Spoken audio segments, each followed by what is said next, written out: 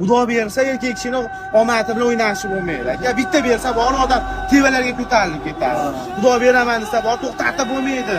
Kiyib turgan narsalarni o'zingizdan bilmay qolasiz aka.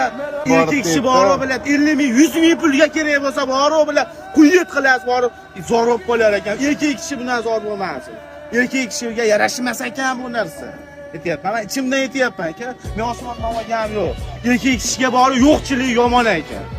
Erkak kishi borchilikda bo'lish kerak. Ayol kishi ham ko'tarolmas ekan, bekorga ko'tarolmas ekan. O'shaning uchun birarag'alab ketib borar ekan aka.